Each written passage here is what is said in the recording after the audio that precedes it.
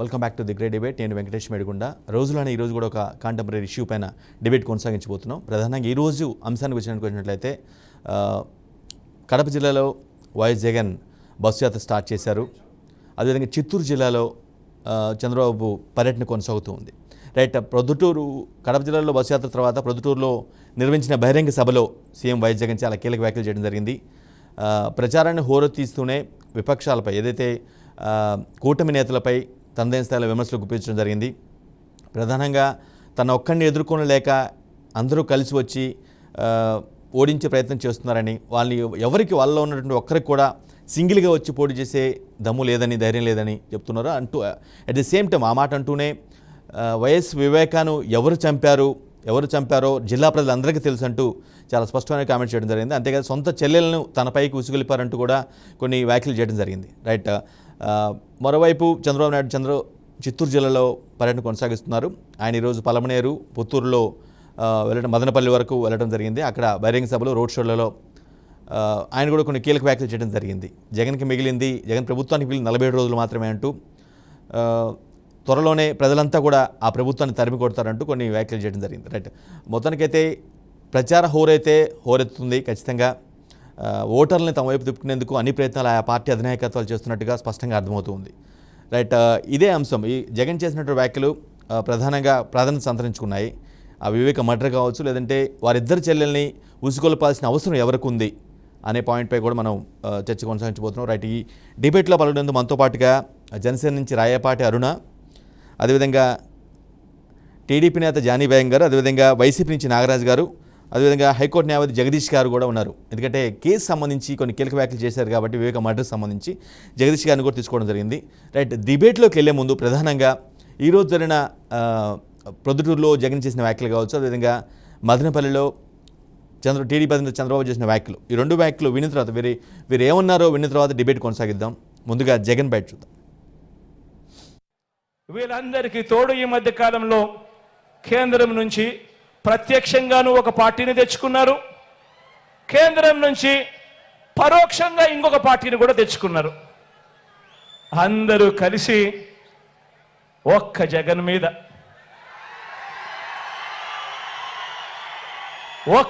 మీద యుద్ధం. ఇంతమంది ఏకమై ఒక చంద్రబాబు, ఒక దత్తపుత్రుడు, ఓ బీజేపీ, ఓ కాంగ్రెస్, వీళ్ళంతా సరిపోవడం లేదు అని చెప్పి నా చెల్లెలిద్దరిని కూడా తెచ్చుకున్నారు. నిజంగా ఇంతమంది ఏకమై యుద్ధం చేస్తా ఉన్నది కేవలం ఒకే ఒక్కడి మీద. ఈ ఒకే ఒక్కడు ఇంతమందిని ఇంతగా భయపడిచ్చాడు అని అంటే, ఈ ఒకే ఒక్కడి మీద ఒంటరిగా వచ్చే ధైర్యం ఎవ్వరికి కూడా లేదు అని అంటే కారణం ఈ ఒకే ఒక్కడికి ఉన్నది ఆ దేవుడు దయ. ఇన్ని కోట్ల గుండెలు తోడుగా ఉన్నాయన్న ఒకే ఒక్క సత్యం.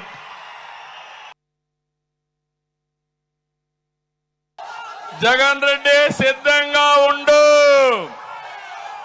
నిన్ను, నీ ప్రభుత్వాన్ని, నీ కుర్చీని కూలదోయడానికి ప్రజలు సిద్ధంగా ఉన్నారు. మే 13 తర్వాత నీ అహంకారం కూలిపోతుంది, నీ పెత్తనం పడిపోతుంది, నీ అక్రమాలకు ముగింపు కలుగుతుంది. తాడేపల్లి ప్యాలెస్ ని ప్రజానీకం బద్దలు కొడతారు. సిద్ధం అంటున్నాడు. దేనికి సిద్ధం? ఓడిపోవడానికి సిద్ధం. మొన్న సిద్ధమని మీటింగ్లు పెట్టాడు, ఆర్టీసీ బస్సులు తీసుకున్నాడు, బలవంతంగా మనుషులు తీసుకొచ్చాడు. ఇప్పుడు వస్తారా తమ్ముళ్ళు? తేలిపోతుంది. స్వచ్ఛందంగా మీకు మనుషులు రారు. మదనపల్లికి వచ్చి నువ్వు చూడు, నువ్వు ఎంత అన్యాయం చేశావో చెప్తా. జిల్లా విషయం వస్తా. ఆడబిడ్డల్ని అవమానపరచడం వైఎస్ఆర్ కాంగ్రెస్ పార్టీ డిఎన్ఏలోనే ఉంది. ఒక విషయం మీరు చూడండి, రాజకీయాల్లో ఎన్ని విభేదాలున్నా సొంత చెల్లి పుట్టుకనే తప్పుడు ప్రచారం చేసేవాళ్ళు ఏమనాల తమ్ముళ్ళు మిమ్మల్ని అడుగుతున్నా. బాధ అనిపించదా మనకు? అందుకే మనకు చరిత్ర చెప్పిన నగ్న సత్యం, ఆడబిడ్డల్ని ఎక్కడ గౌరవిస్తే అక్కడ దేవతలు ఉంటారని చెప్పి అంటాం. ఆ సంస్కారం తెలుగుదేశం పార్టీలో ఉంది.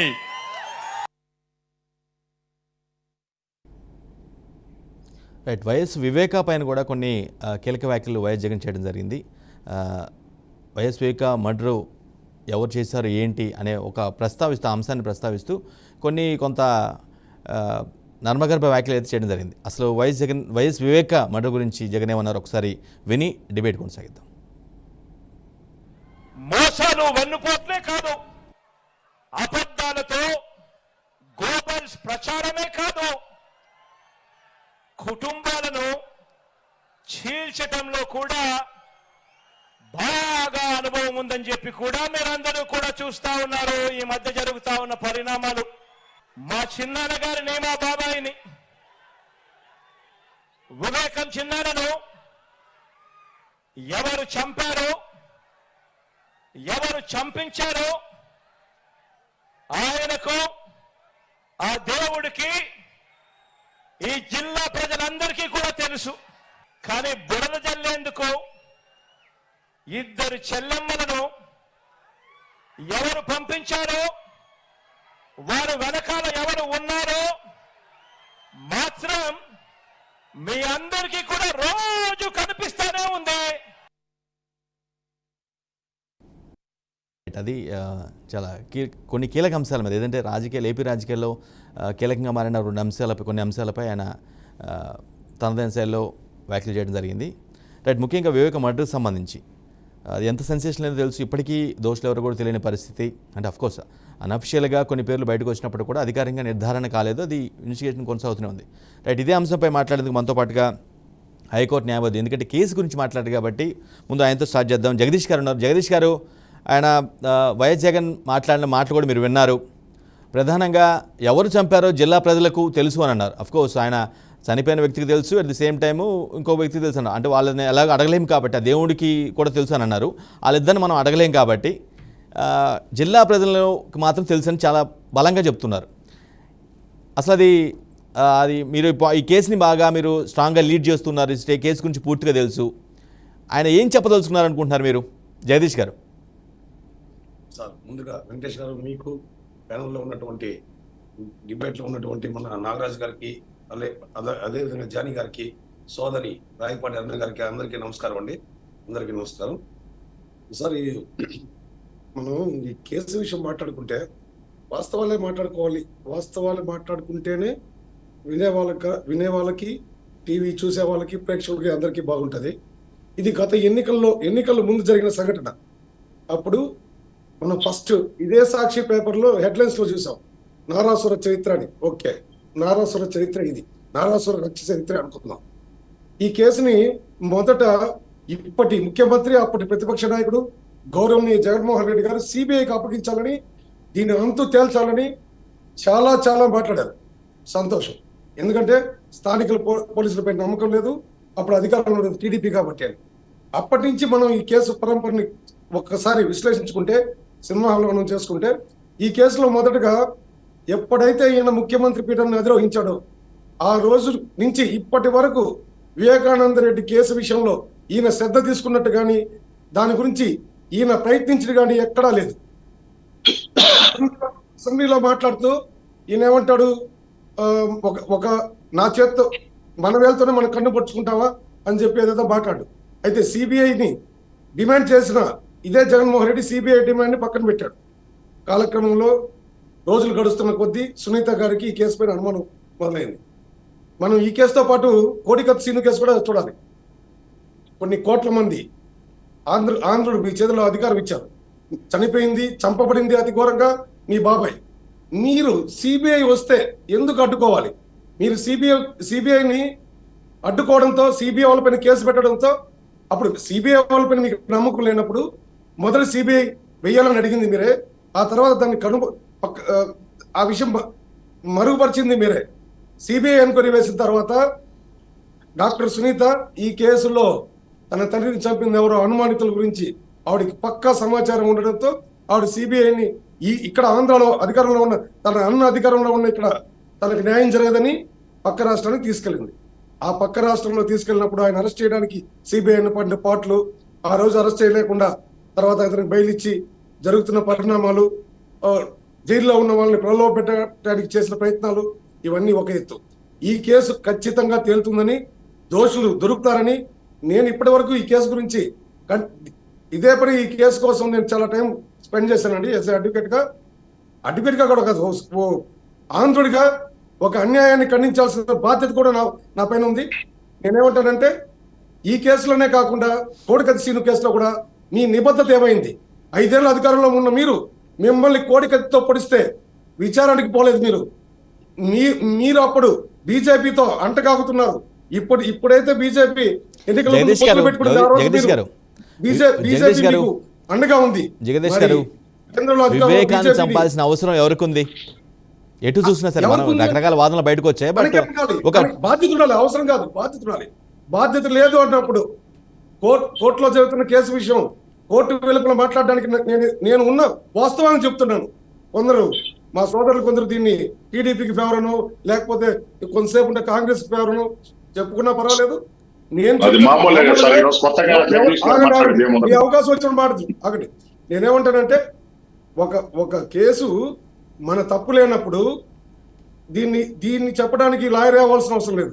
మన తప్పు లేనప్పుడు టెన్షన్ గా కోర్టుకి వెళ్ళి వాయిదాలకు అటెండ్ అయ్యి ఆ కేసుని నిగ్గు తేల్చాలి. 31 కేసులు ఉన్న ఏ కేసులోనూ వాయిదాలకు పోరు. ప్రజాసేవ కోసం నేను ఉన్నాను కాబట్టి వాయిదాలకు పోనని వేల ఆప్షన్ పిటిషన్లు వేసుకుంటారు. కోర్టు కూడా ముద్దాయి రాకపోతే కోర్టు ఏం చేస్తుందండి? పుట్టి సాగులు చెప్తే కోర్టు ఏం చేస్తుందండి? కాన్స్టిట్యూషన్ ని వైలేషన్ ఏదో ఒక కారణం, నేను ప్రజలకు సేవ చేస్తానని నేను రాను. ముద్దాయి రానప్పుడు, అభియోగం చేసిన వాడు రానప్పుడు, అభియోగం మోగపడినవాడు రానప్పుడు కోర్టులో ఆల్రెడీ ఇండియాలో కోర్టుల్లో ఉండాల్సినంత జ్యుడిషియల్ స్టాఫ్ లేరనేది వాస్తవం. జరుగుతున్న డిలే అందుకు కారణం. కాబట్టి ఈ కేసుల్లో వాస్తవాలను ఇప్పటికే మర్మగబ్బు అందరికీ, ప్రతి ఒక్కరికి వాళ్ళకు ఒక ఐడియా ఉంది. ప్రజలకి ఖచ్చితంగా దీనిపై ఎవరు చేశారనేది ఇంకా తేలలేదు. కాబట్టి మనం చెప్పుకోవడం తప్పు కాబట్టి చెప్పడం లేదు.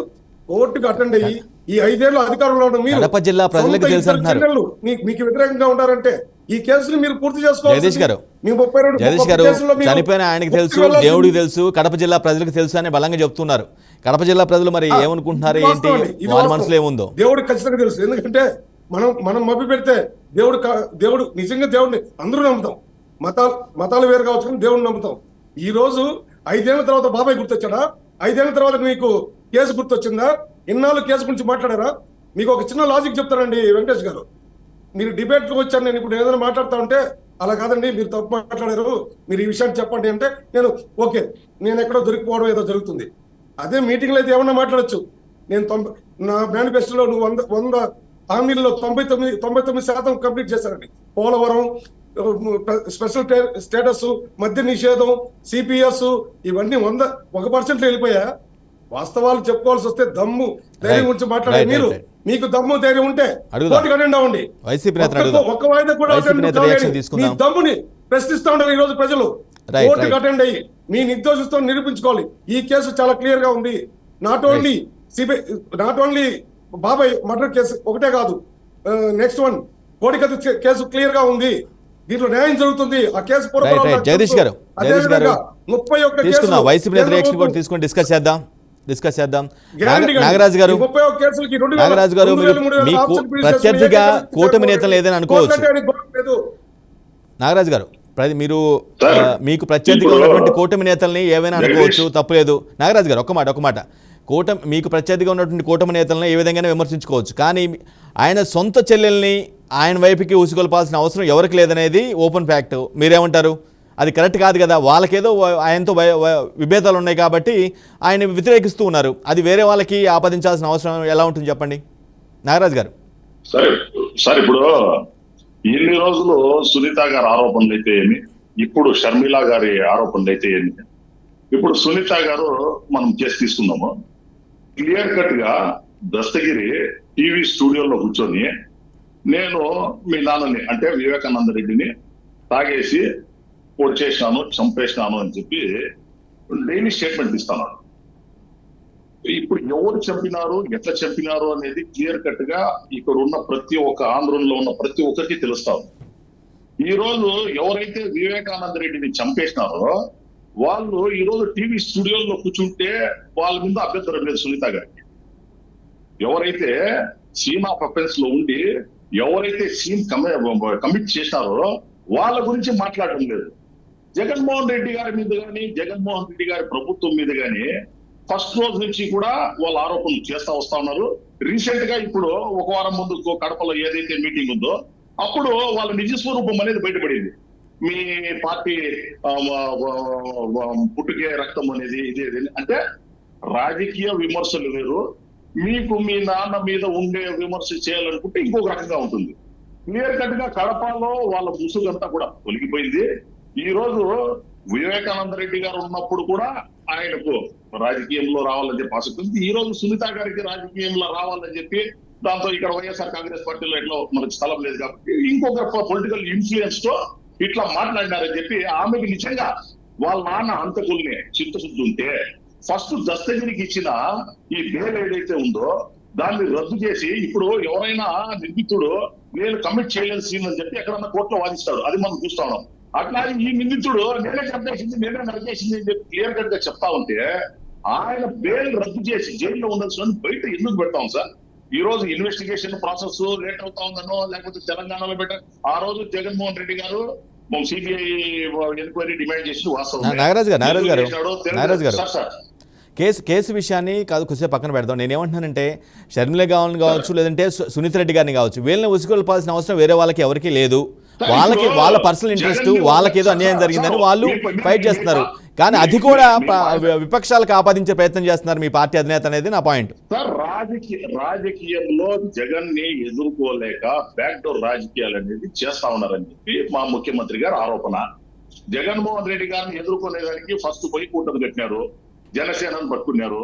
లాస్ట్ తెలుగుదేశం వాళ్ళు మాకు వద్దంటే 0.2% ఓటింగ్ షేర్ లేని వాళ్ళని కూడా ఈ రోజు బదిలాడి వాళ్ళకి 6 సీట్లు ఇచ్చినారు అంటే వాళ్ళు ఎంత హెల్ప్లెస్ గా ఉన్నారనేది మనకు ఆడ అర్థమవుతా ఉంది.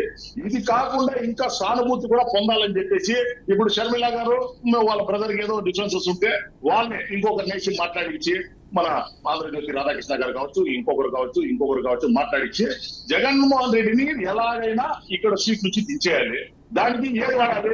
వాళ్ళు సెంటిమెంట్ అయితే వాళ్ళు సిస్టర్ నుంచి ఆరోపణ చేస్తామంటే ఇది సరిపోతుంది అని చెప్పి నాగరాజు గారు మీ పార్టీ అధినేత లాగానే వైఎస్ షర్మిల గారు కూడా చదువుకున్న వ్యక్తి, కాన్షియస్ అన్ని విషయాల పట్ల అవగాహన ఉన్నటువంటి వ్యక్తి. ఆమె ఒకరు మాట్లాడిస్తే మాట్లాడాల్సిన పరిస్థితులు లేరు. షర్మిల గారు తెలంగాణ ఎలక్షన్ లో ఏం మాట్లాడినారు, తెలంగాణ ఎలక్షన్ మళ్ళీ వచ్చి ఏం మాట్లాడుతున్నారు అని చూస్తే తేడాలం అయిపోతుంది రాజకీయాలు ఏమి అని చెప్పి ఆ రోజు నేను మాట్లాడి ఆమె నమ్ముకున్న వాళ్ళంతా కూడా నెగ్లెక్ట్ లో వచ్చేసి రాత్రి జెండా ఎలాగైనా చంద్రబాబు నాయుడు గారు ఏ డైరెక్షన్ లోనో లేక ఇంకొక డైరెక్షన్ లో వస్తా ఉన్నారనేది ప్రతి ఒక్కరికి అర్థమవుతా ఉంది. దాంతో రాజకీయ విమర్శలు మేము చూస్తాము. దాంతో ఆమెకి ఏం అవసరం ఉంది అంటే రాజకీయ అవసరం ఉంది. ఆమె ఏమో ఫోకస్ కావాలి. అంటే ఒకరు మాట్లాడించేస్తే ఒకరి ప్రభావం వల్ల మాట్లాడే పరిస్థితి లేదనుకుంటున్నాను ఆమెకి. ఎందుకంటే ఆమె సార్ మీకు లేదనుకుంటేనో లేకపోతే జగదీష్ గారు లేదనుకుంటేనో ప్రాణంగా ఉండేవారు లేదనుకుంటే సార్ ఆంధ్రప్రదేశ్ లో ఉండే ప్రజానికంకి అందరికీ తెలుసు ఎవరు మాట్లాడిస్తా ఉన్నారు, ఎందుకు మాట్లాడిస్తా ఉన్నారు అని చెప్పి. జెన్యున్ గా స్టేట్ ఫైల్ చేసే వాళ్ళు ఎట్లా మాట్లాడతారు, సునీత గారు ఎట్లా మాట్లాడతారు, లేకపోతే ఇప్పుడు ఎట్లా మాట్లాడుతా ఉన్నారు అది అందరికీ తెలిసిన పుస్తకమే ఇది. కాబట్టి ఈ రోజు మీరు నేను చెప్పేది కాదు, ఈ రోజు జగన్మోహన్ రెడ్డి గారు ఉంటే చెప్పారు ఏం జరిగిందని పైన భగవంతుడికి తెలుసునో మీకు తెలుసు అని చెప్పి వాళ్ళు ఖచ్చితంగా రాబోయే ఎన్నికల్లో ఏదైతే వాళ్ళు కరెక్ట్ అనుకున్నారో దాని ప్రకారమే జగన్మోహన్ రెడ్డి గారు తప్పు చేశారు, జగన్మోహన్ రెడ్డి గారు ఈ కుట్రలో పాటదారుని ఆయన సీల్ చేస్తా ఉన్నారు అనుకున్నారంటే దాన్ని రెస్పాండ్ అవుతారు జనాలు. ఇప్పుడు డెమోక్రసీలో అంటే ఆ కేసులో నాగరాజు గారు డెమోక్రసీలో ప్రజల్లో వాళ్ళు ఏదైతే ఉందో దాన్ని ఓట్ చేసేదానికే మనకు ఒక అవకాశం ఉంటుంది. కాబట్టి జగన్మోహన్ రెడ్డి గారు చేసి నిజం అనుకుంటే జగన్మోహన్ రెడ్డి గారు ఓట్ చేస్తారు, జగన్మోహన్ రెడ్డి గారు చేసి తప్పు అనుకుంటే ఆయన అగేన్స్ట్ గా ఓట్ చేస్తారు. హత్య కేసులో నాగరాజు గారు దీనికంతా కూడా ఆన్సర్ జరుగుతుందని చెప్పి నేను భావిస్తాను. హత్య కేసులో ఒక వ్యక్తి అప్రూవర్గా మారి జరిగింది మొత్తం పోసుకొచ్చినట్టు వివరించిన తర్వాత కూడా అది కడప జిల్లా ప్రజలకు తెలుసు అని అంటే ఆ ప్రజలు నమ్ముతారా? ఆ జిల్లా ప్రజలు నమ్ముతారా? ఈ రోజు దస్తగిరి ఈ రోజు లీగల్ గా అప్రూవర్ అయిపోయి ఉండొచ్చును, లేకపోతే ఏదో సిబిఐకి ఆయన చేస్తా ఉన్నాడని చెప్పి అప్పుడున్న రామ్ సింగ్ గారి డైరెక్షన్ తో జరిగి ఉండొచ్చు. కానీ ఈ రోజు సుప్రీం కోర్టు రామ్ సింగ్ గారిని ఎందుకు సార్ తప్పించింది? కరెక్ట్ గా ఇంపార్షియల్ గా ఈ రోజు గన విచారణ ఇన్వెస్టిగేషన్ జరుగుతా ఉంటే ఉన్న ఇన్వెస్టిగేషన్ ఆఫీసర్ ని సుప్రీం కోర్టు ఎందుకు మార్చాల్సి వచ్చింది? ఒకటి, రామ్ సింగ్ మీద మళ్ళా కేసు పెట్టాల్సిన అవసరం ఏంటికి వస్తుంది? రామ్ సింగ్ గారు ఎవరో డైరెక్షన్ తో ఎవరితో జరుగుతా ఉందని చెప్పి కోర్టు భావిస్తే ఈ రోజు ఆయన తప్పించింది. అంతా సడన్గా జరుగుతా ఉంటే ఎందుకు సార్ ఇన్వెస్టిగేషన్ ఆఫీసర్ తప్పిస్తారు? ఒక దర్శకుడిని పావుగా ఈ కేసులో వాడుకున్నారని చెప్పి నేను బలంగా నమ్ముతా ఉన్నాను. సునీత గారికి వాళ్ళ తండ్రి గారి హత్య కేసు గురించి నిజమైన చిత్తశుద్ధి ఉంటే ఈ రోజు ఏదైతే దర్శకుడి బయట వచ్చి విచ్చిన విడిగా నేను చంపేస్తానని చెప్పి కుచ్చి మాట్లాడుతున్నాడు, ఆయన ఫస్ట్ కటకటాలు వెనక్కి వెళ్ళేదానికి దానికి స్టెప్స్ తీసుకుంటున్నామే. అది వదిలేసి ఇంపార్షియల్ గా కేసు ఇన్వెస్టిగేషన్ కావాలని కోరుకుంటా ఉండే వాళ్ళు జగన్మోహన్ రెడ్డి గారు కూడా ఒకరే అనేది సభ్యపరం చూస్తా ఉంది. ఈ రోజు మా సీఎం గారు అదే చెప్పినారు, ప్రజలకు అందరికీ తెలుసు. జానీ బేగం గారు దాని గురించి చెప్తారు సార్. జానీ బేగం గారు, మీ ముగ్గురు అంటే ధైర్యంగా సింగిల్గా ఎదుర్కొనే సత్తా లేకనే మీ ముగ్గురు కలిసి వస్తున్నారు. అయినా గెలుపు నాదే, వాళ్ళకి ధైర్యం లేదు, కుట్ర రాజకీయాలు చేస్తున్నారనేది వైసీపీ అధినేత వాదన. జానీ బేగం గారు.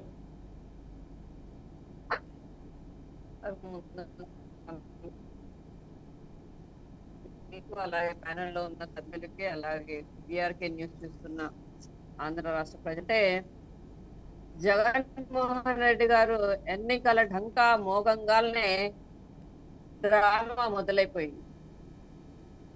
మళ్ళీ ఇంత ముందు రిపీట్ చేసినట్లే జాలి, దయ, ఇలాంటి దేవుడున్నాడు, ఇలాంటి మాటలు జగన్మోహన్ రెడ్డి గారి నోటితో మనం ఈరోజు వినాల్సి వస్తుంది. ఎందుకంటే గత 5 సంవత్సరాల ముందు కూడా ప్రతిపక్షంలో ఉన్నప్పుడు కూడా ఇలాంటి డ్రామా క్రియేట్ చేసి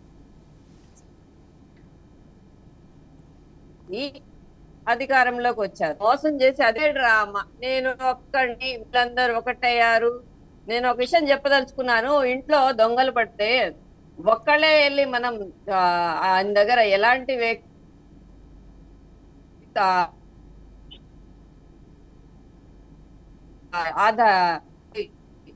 మన ఇంట్లో దొంగ పడినప్పుడు అలాగే నేను ఈ రోజు చెప్పాల్సి వస్తుంది, చెప్పాల్సి వస్తుంది. ఎందుకంటే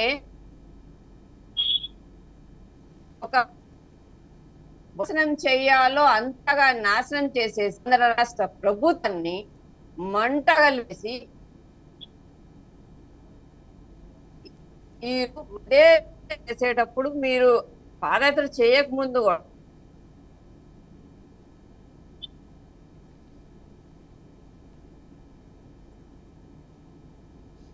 జానీ బేగం గారు మ్యూట్లో ఉన్నట్టుగా ఉంది, చెక్ చేసుకుని ఒకసారి మీ ఫోన్ మ్యూట్లో పడిపోయినట్టుగా ఉంది, ఒకసారి చెక్ చేసుకోండి.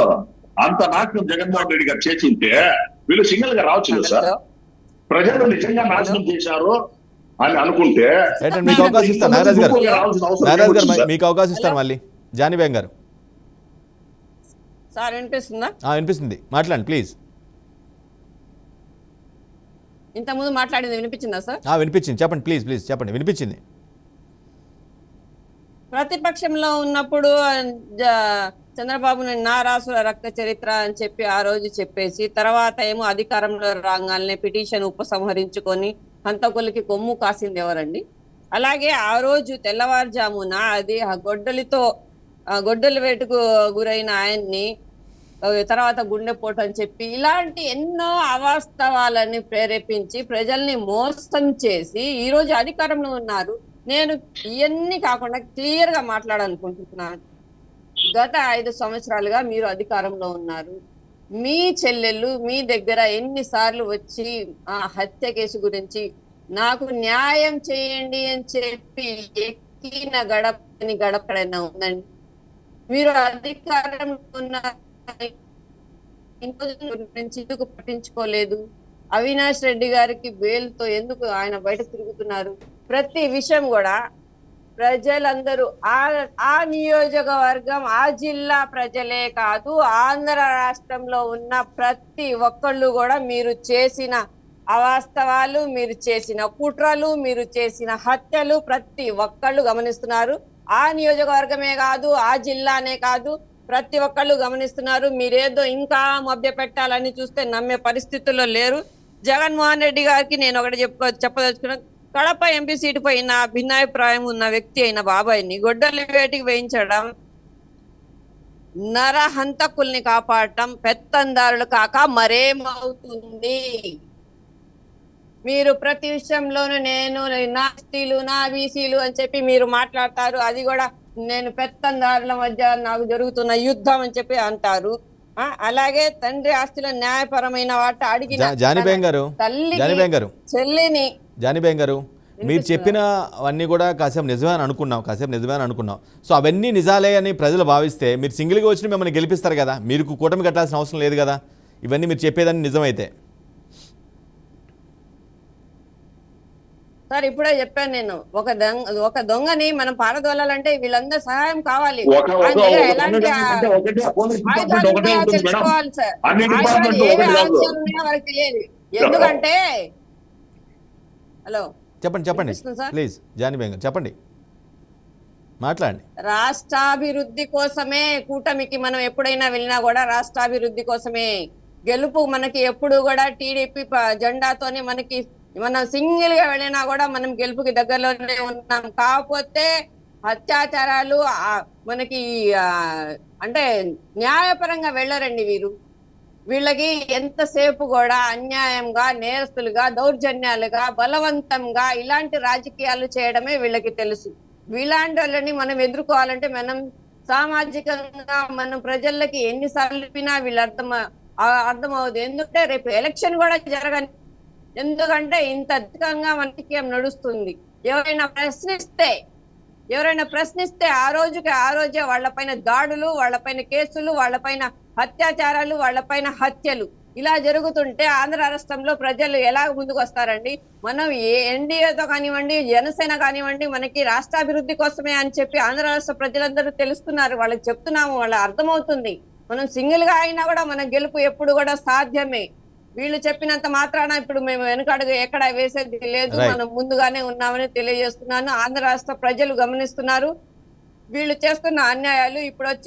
ఇప్పుడు మళ్ళీ డ్రామా మొదలు పెట్టేసి ఎలక్షన్లు మళ్ళీ మహిళల ఓటు దండుకోవాలని చెప్పి ఎక్కడా కూడా ఈ రాష్ట్ర ప్రభుత్వంలో మహిళలకు ఎక్కడైనా కూడా గౌరవం దక్కిందండి. ఏ మహిళకైనా ఇంట్లో ఉన్న వాళ్ళ 2 చెల్లెళ్ళ దగ్గర నుంచి మనం ఎవరో ఒకళ్ళు చెప్తే చెల్లెళ్ళు వాళ్ళ ఇంట్లో వాళ్ళు వచ్చి వాళ్ళకి బయట చెప్పరు కదండి.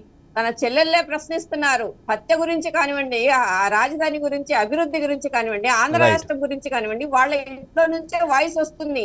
మన ఆంధ్ర రాష్ట్రంలో ఉన్న మహిళలందరూ కూడా రైట్. జానీబేగం గారు మాట్లాడదాం, ఇదే అంశంపై చర్చిద్దాం. మీరు లేవనెత్తిన పాయింట్స్ పై కూడా చర్చిద్దాం. ఏపీలో ఊపందుకున్న ప్రచార హోరు, అందులో భాగంగా నేతలు చేస్తున్న కామెంట్స్, పర్టికులర్గా సీఎం జగన్ ఈరోజు ప్రొద్దుటూరు సభలో చేసిన వ్యాఖ్యలపైన డిబేట్ కొనసాగిస్తున్నాం. రైట్ జగదీష్ గారు, ఎన్నికల ప్రచార సభలో పర్టికులర్గా వాళ్ళ చిన్నాన్న మర్డర్ కావచ్చు, లేదంటే వాళ్ళ చెల్లెల విషయం కానీ ప్రస్తావించిన వెనక ఏదైనా పొలిటికల్ బెనిఫిట్స్ ఉన్నాయనుకుంటున్నారా మీరు జగదీష్ గారు?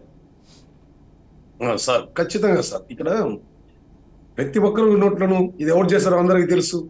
సప్తగిరి మర్డర్ చేశారని చెప్తే కూడా అతను చేయలేదు. అతన్ని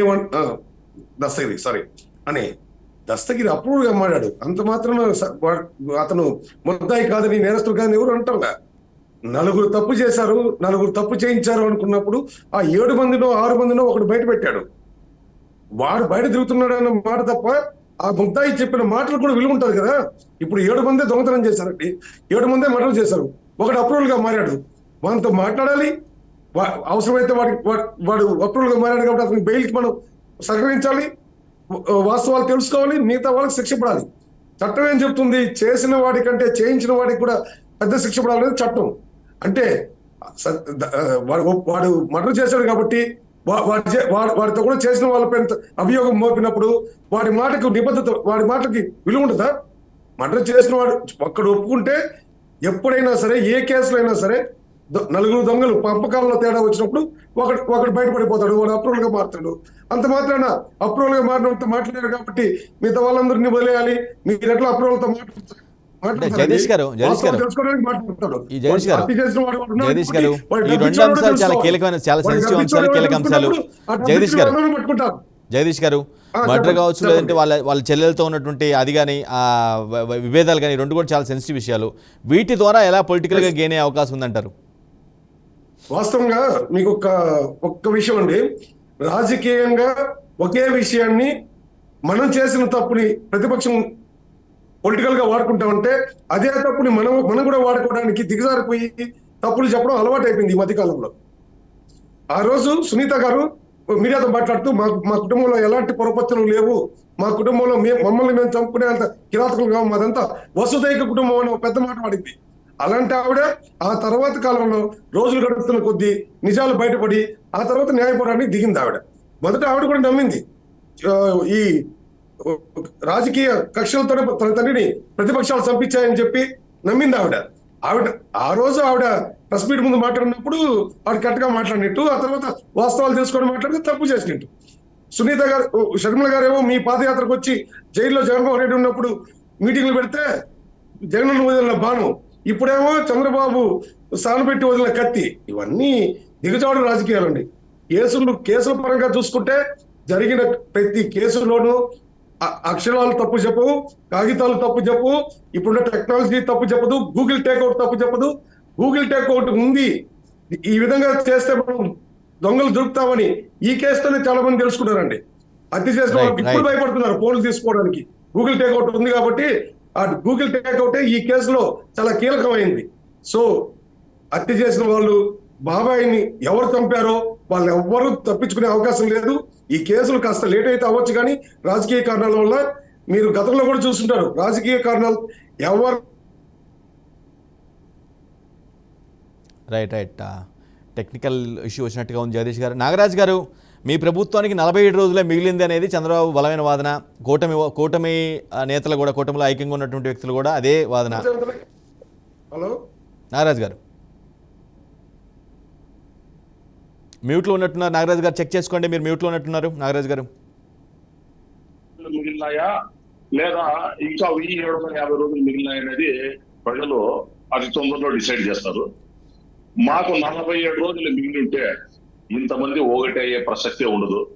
ఈ రోజు ఎప్పుడైతే మన ఎదుటున్న మన అపోనెంట్ బలశాలిగా ఉంటాడో అప్పుడు శత్రువులంతా ఒకటవుతామని చెప్పి ఈ రోజు కాదు, మన పురాణాల నుంచి వస్తా ఉండేది. అది ఈ రోజు జగన్ పరిపాలన గురించి ప్రజలకు ఆయన ఉన్న నమ్మకంతోనే ఈ రోజు మా జగన్మోహన్ రెడ్డి గారు ఓటే చెప్తున్నాడు ప్రతి మీటింగ్ లో, నా నుంచి మంచి జరిగితే నాకు ఓటేయండి అంటున్నాడు. ఖచ్చితంగా ఈ మాట చెప్పే ధైర్యం ఎవరికైనా ఉంది, అక్కడ ఉన్న కుటుంబంలో ఉన్న వాళ్ళు ఎవరైనా కూడా. కానీ నాగరాజ్ గారు, మీ మాటకి నాగరాజ్ గారు మీరు చెప్తున్న వాదనకి కూటమి నేతలు చెప్పేది ఒకటే సమాధానం. సార్ ఒక నిమిషం సార్, మీరు వినాలి. మీరు చెప్తామండి, మీరు కూడా ప్రతిపక్షంగా అడ్డుపడుతుంది. లేదు నాగరాజ్ గారు, మీరు చెప్తున్న దానికే నరేంద్ర మోడీ గారు మొన్న వచ్చినారు, కూటమి పెట్టారన్నారు. నరేంద్ర మోడీ గారు దీంతో ఎక్కడన్నా జగన్ పరిపాలన బాగలేదు, మీరు జగన్ ఓడించండి, చంద్రబాబుని గెలిపించండి ఒక మాట చెప్పినాడు సార్? ఒక మాట ఎక్కడన్నా చెప్పినాడా? అంటే అదొకటే. వీళ్ళు కూటమిలో ఉన్న అత్యంత బలశాలైన నరేంద్ర మోడీ గారే ఆంధ్రప్రదేశ్ ప్రజలకు జగన్ ఓడించమని చెప్పి పిలుపు ఇవ్వలేదు, చంద్రబాబు నాయుడు గారిని మళ్ళీ సీఎం అయ్యమని చెప్పి పిలుపు ఇవ్వలేదు. అక్కడే తెలిసిపోతాను వీళ్ళకి ఏంటని చెప్పేసి. కాబట్టి రాబో ఎన్నికల్లో ఖచ్చితంగా జగన్మోహన్ రెడ్డి గారు ఏదైతే సంక్షేమం చేసినారో, జగన్మోహన్ రెడ్డి గారి గురించి ఏదైతే మేలు జరిగిందో అదే ఆయన బలమో అదే చెప్తున్నాడు ఈ రోజు ప్రజల్ని. ఖచ్చితంగా ఇది రెఫరెండము చూద్దాం దీని ఏం జరుగుతుందని. ఖచ్చితంగా జగన్మోహన్ రెడ్డి గారు మరొకసారి జగన్ అనే నేను అని బాధ్యతలు తీసుకుపోతున్నారని గంటపదలేదు. మీరు పదే పదే చెప్తుంది ఏంటంటే సింగిల్గా ఎవరు రాలేదు, అందుకే వాళ్ళకి ధైర్యం లేదు, వాళ్ళు ఓడిపోతారు కాబట్టి ముగ్గురు కలిసి వస్తున్నారని ఒక మాట పదే పదే చెప్తున్నారు. దానికి కూటమి కూడా పదే పదే చెప్తుంది ఒకటే మాట, ఒక ఇంట్లో దొంగ పడితే దొంగను పట్టుకునేందుకు గ్రూప్గానే వచ్చి పట్టుకోవాలి అనేది వాళ్ళ వాదన. సార్, ఓటర్కు ఎప్పుడైనా ఒకరి మీద విరక్తి చెక్కిపోయింది అనుకోండి, ఇప్పుడు నా మీద విరక్తి చెందితే పక్కనోడు పిచ్చోడు అయిపోతే కూడా వాళ్ళకి వేసేస్తారు ఓటు. అది చంద్రబాబు అయితే ఏమి, ఇంకొకరైతే ఏమి, ఇంకొకరైతే ఏమి, ఒకరు జగన్ వీళ్ళు చెప్పినంత దుర్మార్గంగా జగన్ పరిపాలన ఉండి ఉంటే, లేకపోతే వీళ్ళు చెప్పినట్ల జగన్ మీద అంత వ్యతిరేకత ఉండి ఉంటే, లేదా వీళ్ళు చెప్పినట్ల ప్రజా వ్యతిరేక విధానాలతో జగన్మోహన్ రెడ్డి ఈ 5 సంవత్సరాలు ఆయన పాలన సాగింది అనుకుంటే, ఖచ్చితంగా వన్ సైడెడ్ గా 40 ఏళ్ళు ఇండస్ట్రీ చెప్పుకునే చంద్రబాబు ఓటు వేస్తారు సార్. ఎందుకు లేకుండా పోతారు? ఇప్పుడు ఆల్టర్నేటివ్ లేదు ఇక్కడ. జగన్మోహన్ రెడ్డికి ఆల్టర్నేటివ్ ఉన్నది చంద్రబాబు ఒక్కడే. ఈ రోజు పవన్ కళ్యాణ్ ఒప్పుకుంటున్నాడు, నేను ఒక 6 ఏళ్ళు అడ్మినిస్ట్రేటర్ కాదు, నా వల్ల నా పార్టీకి ఇంకా నాకు అసలు సెటప్ లేదు, నాది ఇంకా ఇంటర్నల్ బిల్డప్ జరగలేదు, ఎలక్షన్ నేను ఫేస్ చేయలేదని చెప్పి ఎలక్షన్ ముందు ఆయన డిఫీట్ ఆయనే ఒప్పుకుంటున్నాడు. అట్లన్నప్పుడు ఖచ్చితంగా చంద్రబాబు నాయుడు ఏదో అడ్మినిస్ట్రేటర్ అనుకున్నారంటే చంద్రబాబు నాయుడుగా చేస్తారు సార్. ఎందుకు చేస్తారు చెప్పండి జగన్మోహన్ రెడ్డికి? ఈ రోజు జగన్మోహన్ రెడ్డి గారు ఎక్కడ పోయినా మా గురించి మంచి తిరిగితే ఏంటి అంటున్నారు. ఎందుకు చెప్పింది? 98% ప్రజలకు ఆయన చేసిన మంచి చేరిందని చెప్పి ఆయన అడుగుతున్నాడు. ఎప్పుడైతే జగన్మోహన్ రెడ్డి గారు వద్దనుకుంటారో ఇంకా ఆప్షన్ ఉండేది ఇక్కడ ఎక్కడ సార్? ఉండేది ఒక చంద్రబాబు నాయుడు గారు ఒకటే కదా. ఇంకా ఆయన కాకుండా ఇంకెవరు చేస్తారు? ఏం షర్మిల అవుతుందా, సునీత అవుతుంది సీఎం, లేకపోతే ఇంకెవరైనా అవుతారా? ఉన్నది ఒకే 2 లీడర్స్ ఉన్నారు, జగన్మోహన్ రెడ్డి, చంద్రబాబు నాయుడు గారు. ఎవరికో ఒకరికి అడిగారా? జానీబేగం గారు, నాగరాజు గారు చెప్పిన పాయింట్లో కొంత వాస్తవం కూడా ఉన్నట్లు ఉంది. ఎందుకంటే మీరు నిజంగా మీరు చెప్తున్నట్టుగా అంత గొప్పగా పరిపాలించుంటే, అంత గొప్పగా మీరు చేయగలరు అని ఒక జనాల్లో ఆ విశ్వాసం ఉంటే ఖచ్చితంగా మీకే వేస్తారు కదా అనేది, మీ కూటమి కట్టాల్సిన అవసరం లేదు కదా అనేది ఆయన వాదన. సార్ నేను కూడా అదే చెప్తున్నాను, నేను కూడా నాగరాజు గారికి సమ్మతంగానే చెప్తున్నాను. ఎందుకంటే మీరు అంత బాగా చేస్తుంటే మళ్ళీ మీరే అధికారంలోకి వస్తారు. అది ప్రజల తీర్పు. రేపు 47 రోజులు ఆగితే ఎవరిని పట్టం కడతారో, ఎవరు పరిపాలించారో, ఎవరు బాగా చేసేవాళ్ళో, ఒక్క ఛాన్స్ అని వచ్చిన వాళ్ళకి అవకాశం ఇచ్చి చూసిన ప్రజలు బాగా డిసిజన్ తీసుకోవడానికి ఆంధ్ర రాష్ట్ర ప్రజలు ఎప్పుడు ఎలక్షన్ వస్తాయని చెప్పి ఎదురు చూస్తున్నారు. అలాగే సార్ చెప్తున్నారు మోదీ గారు ఏం ఓపెన్ గా చెప్పలేదుగా అని చెప్పి అంటున్నారు. అంటే ఇప్పుడు కూడా మీరు మేమంటే ప్రజల్లోకి ఓపెన్ గా మేము ముగ్గురం త్రిమూర్తుల్లాగా పోటీ చేస్తున్నామని మేము ఓపెన్ గా చెప్పేస్తున్నాం. అంటే మీరు ఇంకా జరుపుతున్నారా, ఇంకా మీరు ఇంకా పొత్తులోనే ఉన్నారా అని చెప్పి మిమ్మల్ని చెప్పాలి. అలాగే షర్మిల గారు కూడా ఇంత ముందు పాదయాత్ర చేసినప్పుడు ఆవిడ చెప్పిన మాటలు నేను జగన్ బాణాని అని చెప్పి చెప్తే అప్పుడు ప్రజలు నమ్మి ఓట్లేశారు. ఇప్పుడు కూడా మరి షర్మిల గారి మాటలు నమ్మండి. అప్పుడు చెప్పిన మాటలు అయితే నిజం అయితే ఇప్పుడు చెప్పిన మాటలు అబద్ధం ఎందుకు అవుతాయి? సార్, ఇప్పుడు మా బేగం గారు చెప్తున్నట్లు షర్మిల గారి మాటలు నమ్మే కదా ప్రజలు ఓటేశారు. మా అన్నగారికి గుర్తించండి, నేను జగన్ సమాధానం చెప్తాను మేడం. ఆ రోజు జగన్ రిప్రజెంటేటివ్ గా జగన్ ఏమైతే చెప్పినారో అది ఒక పార్టీ సన్నిహితురాలుగా ఆమె చెప్పింది. ఆ రోజు ఆమె ఏం మాట్లాడిందో అది జగన్ మాటగా ప్రజలు విశ్వసించినారు. ఈ రోజు మీరు కూడా ఉన్నారు మేడం, మీరు మాట్లాడినంత మాత్రము మీరు చంద్రబాబు నాయుడు గారు ఇది మద్దతు అవుతుందా? ఒక పార్టీ సిద్ధాంతాన్ని ఎవరైతే నేను కూడా మాట్లాడతానంటే నా పార్టీ సిద్ధాంతాలు నేను మాట్లాడుతా ఉన్నాను.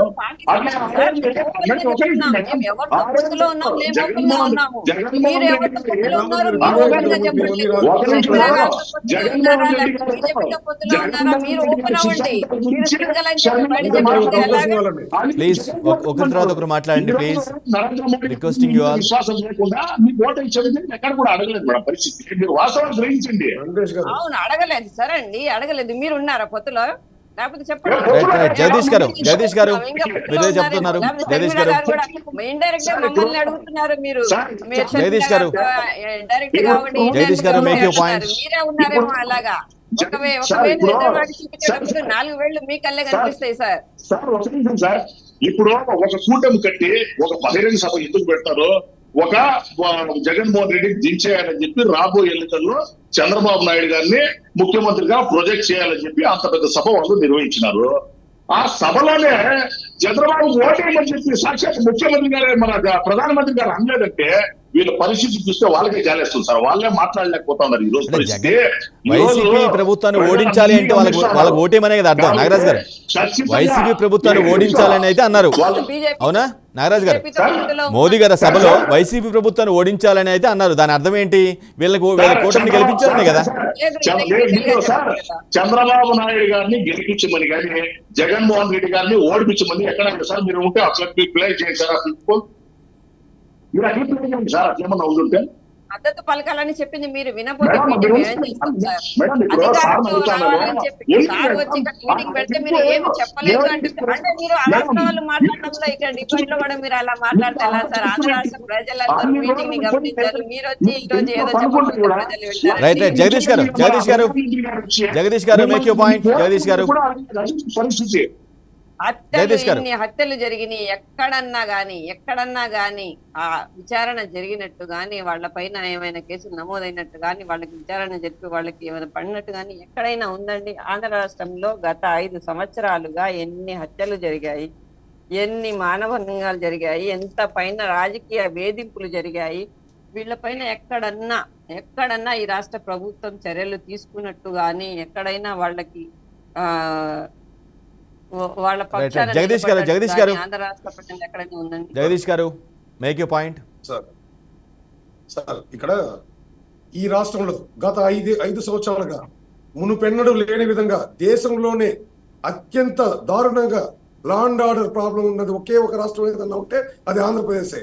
ఇన్నిసార్లు కోర్టుకు వెళ్ళి కోర్టు దగ్గర మొటిక్కాయలు తిని కోర్టులో ఇన్ని కేసులు ఫైల్ అవడం ఈ 5 ఏళ్ల కాలంలో జరిగింది. అసలు ఒక రాజకీయాలకు అతీతంగా ప్రజాస్వామ్యం అపహాస్యం పాలవుతుందన్న భయంతో పొత్తులు పెట్టుకో ఉండొచ్చు. వాస్తవాలు కూడా అవే. కోడ్ వచ్చిన తర్వాత కూడా కోర్టు ఉల్లంఘనలు జరుగుతున్నాయి. అసలు ఎలక్షన్ కమిషన్ దగ్గర ఉన్న ఈ రోజుకి కంటిన్యూగా అందుతున్న ఫిర్యాదులు చూస్తే సిగ్గుపడాలి. ఇప్పుడు 25,000 కిలోల హెరాయిన్ ప్రజల నుంచి ఇక్కడికి వచ్చింది ఎప్పుడండి? జనవరిలో బుక్ చేశారు, అది కోడ్ స్టార్ట్ అయిన తర్వాత వచ్చింది. అంటే మీ గవర్నమెంట్ ఉన్నట్టే కదా ఇక్కడ. మీ గవర్నమెంట్ ఇక్కడ ఉన్నప్పుడు ప్రతిపక్షాలు ఇంత తెగింపుకు పాల్పడే పరిస్థితులు ఈ రాష్ట్రంలో ఉన్నాయా? లేదు కదా. లా అండ్ ఆర్డర్ని మీ చేతిలో తీసుకొని ప్రతి ఒక్కరిని వేధించిన ఘన చరిత్ర మీది. అసలు ఇది చీకటి రోజులు. ఈ 5 సంవత్సరాలు 58 నెలలని సిగ్గుగా మేము 50 నెలలు పరిపాలించామని చెప్పుకున్న ఈ ప్రభుత్వం ఒక జడ్జిని నడి రోడ్డు పాలు చేసి అతని పైన వేధింపులు చేసి అతను హత్య చేయడానికి ప్రయత్నించింది. ఒక డాక్టర్ని మాస్క్ కట్టిన పాపానికి నడి వీధిలో చంపేసింది. ఎంతో మందిని బెదిరించారు, ఎంతో మంది న్యాయవాదులను బెదిరించారు, ఎంతో మంది అధికారులను బెదిరించారు. కొందరు చనిపోవడం కూడా జరిగింది. కొందరు వీళ్ళ ఒత్తిళ్లు తట్టుకోలేక ఆత్మహత్యలు చేసుకున్నారు. వీటన్నిటిని ప్రివెంట్ చేయాలంటే అధికారంలో లేని పార్టీ ఈసారి ఎలాంటి అవకాశాన్ని వదులుకోకూడదని కేంద్ర అధికారంలో పార్టీతో ఈ దౌర్భాగ్యాన్ని, ఈ రాష్ట్రంలో జరుగుతున్న అన్యాయాన్ని అరికట్టడానికి ముందు జాగ్రత్తగా భయపడి కాదు, ఇద్దరు కొట్టుకునేటప్పుడు ఒకరికి దమ్ముందా లేదో తెలుస్తుంది. ప్రజాస్వామ్యంలో దమ్ము గురించి మాట్లాడడం సిగ్గుపడండి. దమ్ము గురించి మాట్లాడడానికి ఇది ప్రజాస్వామ్యం. ఇక్కడ దమ్ము గురించి కాదు. ఇద్దరు చెల్లెల్ని మోసపుచ్చిన మీరు మోసపుచ్చగలిగారు అంతే తప్పితే వాళ్ళిద్దరిని నమ్మించగలిగి ఉంటే మీరు రాష్ట్రం అంతా నమ్మించవచ్చు. అందరికీ నమ్మలేదు. ఇంట్లో ఉన్నారు కాబట్టి వాళ్ళకి మీతో అనుబంధం ఉంది కాబట్టి మీ అరాచకాలు వాళ్ళకి తెలిసాయి. అనుబంధం లేని వాళ్ళు ఎక్కడో దూరంగా ఉండి మీ మాయ మాటలకి నా బీసీలు నా ఎస్సీలు అని చెప్పి మీరు చెప్తున్న మాయ మాటలకి ఎవరన్నా నమ్మితే నమ్మొచ్చావో కానీ మీకు కూడా ఓట్లు పడవని చెప్పడం లేదు. ఈసారి ఓట్లు పడతాయి. ఈ రాష్ట్రంలో లా అండ్ ఆర్డర్ నాశనం అయిపోయింది. ఈ రాష్ట్రంలో ఆర్థికంగా ఈ రాష్ట్రం అధోగతి పాలైంది. అసలు చట్టాలు లేకుండా పోయినాయి. ఎక్కడ పౌరుని ఈ రాష్ట్రం ఈ దేశంలో అంటే ఆంధ్రప్రదేశ్ జరిగాయి. 6,000 మంది యువతులు ఈ రాష్ట్రంలో నుంచి మాయమైపోయారు. వాటి గురించి పట్టించుకునే నాదులే లేదు. పోలీసులు అధికార పక్షానికి కొమ్ము కాసి ప్రజలను పీడించారు. 58 నెలల్లో ఈ రాష్ట్రంలో జరిగినన్ని అన్యాయాలు, అక్రమాలు, భూదందాలు నిస్సిగ్గుగా మేము చేయలేదని చెప్పుకుంటున్న వీళ్ళకి అసలు ఎన్నికల్లో పాల్గొనే హక్కే లేదు. జగదీష్ గారు మీరు పదే చెప్తున్నారు అరాచకాలు జరిగాయి, క్రైమ్స్ పెరిగిపోయాయి, లా అండ్ ఆర్డర్ లేదని చాలా చెప్తున్నారు. ఇవన్నీ జరిగింది నిజమే అయితే జగదీష్ గారు, ఈ ప్రశ్న మీకే, ఇవన్నీ మీరు చెప్పిన మొత్తం కూడా జరిగింది నిజమే అయితే మీరు Yes. ఈజీగా సింగిల్గా ఎవరు పోటీ చేసినా సరే వేరే ఆల్టర్నేట్గా ఎవరైతే ఉన్నారో వాళ్ళని ఎంచుకుంటారు. టీడీపీ కావచ్చు, జనసేన కావచ్చు, బీజేపీ కావచ్చు, ఏదో పార్టీకి జనాలు ఓట్లు వేసే అవకాశం ఉంటుంది కదా సింగిల్గానే. ఇవన్నీ నిజమే అయితే? Very good question. నేను ఒక మాట చెప్తానండి. నిజం చెప్పులేసుకునే లోపల అబద్ధం ప్రపంచాన్ని చుట్టొచ్చేస్తున్న ఒక నానుడి ఉంది. వాస్తవంగా కులాల కుంపట్లు రగిలించారు, వాస్తవంగా మత కుంపట్లు రగిలించారు. అసలు ప్రతి మతాన్ని ఇబ్బంది పెట్టారు. తెలియకుండా అన్ని మతాల వాళ్ళు బాధితులే. ఇలాంటి దౌర్భాగ్యాన్ని ఈ ఎలక్షన్ లో కూడా violation of election commission, election code ని వైలేషన్ చేస్తారన్న ఒకే ఒక్క కారణం, అసలు ఇప్పుడు మన బేగం గారు చెప్పినట్టు ఈ రాష్ట్రంలో దొంగలు పడ్డారండి. అధికార పార్టీ అనే దొంగలు పడ్డారండి. వాళ్ళు ప్రివెంట్ చేయడానికి కలిసి వచ్చే వాళ్ళతో కలిసి పోరాటం చేయాలనే ఒకే ఒక లక్ష్యంతో వాళ్ళు పోరాడుతున్నారని నేను అనుకుంటున్నాను. ఈ రాష్ట్రంలో న్యాయస్థానాలకు పోయి కూడా న్యాయం జరగకపోగా, పోలీస్ స్టేషన్కి పోతే న్యాయం జరగకపోగా ఈ బాధలు పడుతున్న వాళ్ళు కోట్ల మంది ఉన్నారు. ఖచ్చితంగా ఇది నేను ముందే చెప్పాను, ఇద్దరు మనుషులు కొట్టుకోవడము, రెండు వర్గాల్లో కొట్టుకుంటే దమ్ము గురించి వస్తుంది. ఇక్కడ దమ్ము గురించి మాట్లాడకూడదు ప్రజాస్వామ్యంలో. పార్టీలన్నీ కలవచ్చు, అలా కలిసి ప్రజాస్వామ్యాన్ని కాపాడుకోవచ్చని. పేర్లు వేరు కావచ్చు, గుర్తులు వేరు కావచ్చు, వాళ్ళ అభిమతం వాళ్ళ లక్ష్యం ఈ రోజు అనుకుందాం. ఒకవేళ రేపు పార్టీ పేరు మారినా తప్పుడు చేసే వాళ్ళు కాంగ్రెస్ నుంచి పుట్టే పార్టీలు అన్ని, కాంగ్రెస్ వ్యతిరేకంగా వచ్చిన పార్టీలే ప్రాంతీయ పార్టీలు. ఆ కాంగ్రెస్ లో ఉన్న వాళ్ళే ఈ రోజు తెలుగుదేశంలో ఉన్నారు, ఆ కాంగ్రెస్ లో ఉన్న వాళ్ళే ఈ రోజు వైసీపీలో ఉన్నారు, ఆ కాంగ్రెస్ లో ఉన్న వాళ్ళే ఈ రోజు జనసేనలో ఉన్నారు. అంత మాత్రాన వాళ్ళు కలవకూడదు లేదు. వాళ్ళు జగదీష్ గారు సమయం మించిపోతుంది. ఖచ్చితంగా కంక్లూడింగ్ రిమార్క్స్ ప్రతి పౌరుడికి ఉంది. మీరు ముగ్గురు కలిసి వచ్చిన గెలుపు నాదే అన్నట్లుగా వైసీపీ అధికార పార్టీ చాలా బలంగా చెప్తుంది. జానీబేగం గారు, సార్ ప్రచారం ఏదో అవాస్తవాలు చెప్పాలి కదా, పోయినసారి మభ్య పెట్టాలని చూస్తున్నారు. హలో చెప్పండి ప్లీజ్, వినిపిస్తుంది. పోయినసారి ప్రజల్ని మభ్య పెట్టినట్టు కూడా ఈ రోజు కూడా మభ్య పెట్టాలని చూస్తున్నారు. ఫర్ ఎగ్జాంపుల్ నేను ఒకటే చెప్తున్నాను సార్, ఈ రోజు కూడా తాడేపల్లిలో ఒక కంటైనర్ రావటం వెళ్ళటం ఇవన్నీ ప్రజలందరూ గమనించారు. మన కోడ్ అమల్లో ఉన్నప్పుడు కూడా ఇలాంటి కంటైనర్లు రావటం, దాంట్లో అట్టపెట్టెల్లో ఏం డెలివరీ చేశారో ఇవన్నీ మనం ఎలక్షన్ కోడ్ అమల్లో ఉన్నప్పుడు కూడా చూస్తున్నామంటే వీళ్ళ రాజకీయం ఎంతవరకు వచ్చేసిందో అర్థం చేసుకోవాలి. పోయినసారి కూడా 30 కంటైనర్లు చెన్నైకి వెళ్ళటమో అటు ఇటు వెళ్ళేది. అసలు ఏదైనా కానివ్వండి, ఒక వ్యక్తి హత్య చేయబడ్డాడు కానివ్వండి, ఒకళ్ళపై దాడి జరిగింది కానివ్వండి, ఇలాగా ఏదైనా కంటైనర్లు మీరు డబ్బులు తరలిస్తున్నారా, ఏదైనా కూడా ఈ 5 సంవత్సరాలలో ఈ ఆంధ్ర రాష్ట్ర ప్రభుత్వాన్ని ప్రశ్నించిన ఏ ఒక్క క్వశ్చన్ కైనా సమాధానం వచ్చిందా? దాడులు జరిగిన వాళ్ళపైన ఎక్కడైనా మీరు చర్యలు తీసుకున్నారా? ఆంధ్ర రాష్ట్ర ప్రజల్లో ఎక్కువ శాతం ఉన్న మహిళల్లో ఏ ఒక్క మహిళనైనా గౌరవించిందా ఈ ఆంధ్ర రాష్ట్ర ప్రభుత్వం, ఈ వైసీపీ ప్రభుత్వం? ఇంట్లో ఉన్న మహిళల దగ్గర నుంచి, ఆంధ్రాలో ఉన్న రాజధాని మహిళల దగ్గర నుంచి, డోక్రా మహిళల దగ్గర నుంచి, అంగన్వాడీ మహిళల దగ్గర నుంచి, ఆశా వర్కర్ల మహిళల దగ్గర నుంచి, ఇలా ప్రతి విషయంలోనూ మహిళల్ని ఎక్కడైనా గౌరవించిందా? వాళ్ళకి ఎక్కడైనా ఆత్మరక్షణ ఉందా? మీరు ఏదో చెప్పుకుంటూ దిశ చట్టాలని చెప్పి నేను అది చేసి ఇవన్నీ అవాస్తవాలండి. నేను ఒక ముస్లిం మైనార్టీగా ఆంధ్ర రాష్ట్రంలో ఉన్న మైనార్టీలందరికీ ఒకటే చెప్పదలుచుకున్నాను, మాపై ఎన్నో దాడులు జరిగారు, మాపై ఎన్నో అసభ్యకర పదజాలం యూజ్ చేశారు, అలాగే మమ్మల్ని ఎక్కడ అవమానించారు, మీటింగ్ల దగ్గర బుర్ఖాలు తీసిరండి అని చెప్పి అవమానించారు, అలాగే రిజర్వేషన్ దగ్గర కూడా తీసేస్తారని, ఇలాంటి ఎన్నో సోషల్ మీడియాలో హడావుడి చేస్తూ వాళ్ళ లబ్ధి పొందాలి, ఈసారి కూడా మళ్ళీ అధికారంలో రావాలి, ఎలాగైనా మభ్య పెట్టాలనుకుంటున్నారు. ఆంధ్ర రాష్ట్ర ప్రజలకి, మహిళలకి, మైనార్టీస్ కి, ప్రతి ఒక్కరికి చెప్తున్నారు, ఇలాంటి మోసపూరిత వాగ్దానాలు నమ్మకండి. మీరు ఒక్కసారి నమ్మి ఒక్కసారి అని చెప్పి తలపైన ముద్దులు పెట్టి అధికారంలోకి వచ్చిన ఈ వైసీపీ ప్రభుత్వాన్ని మీరు మళ్ళీ నమ్మారంటే మనకి మనం కూడా రైట్ వలసలు వెళ్లిపోయే సమయం దగ్గరలో ఉంది. ఎందుకంటే ఈ వైసీపీ ప్రభుత్వాన్ని ప్రజలను నమ్మొద్దు.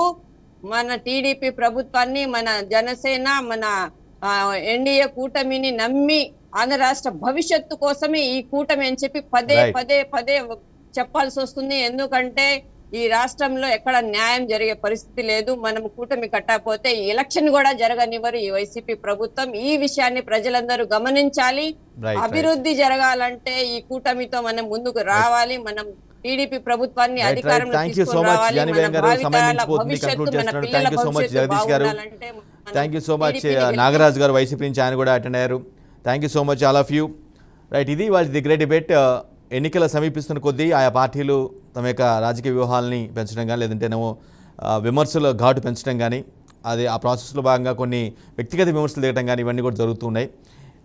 అదే అదే ఇది మున్ముందు కొన్ని పెరిగే అవకాశం కనిపిస్తుంది. ఎందుకంటే డేస్ పెరిగే కొద్దిగా ప్రచార హోర్ పెరుగుతూ ఉంటుంది కాబట్టి.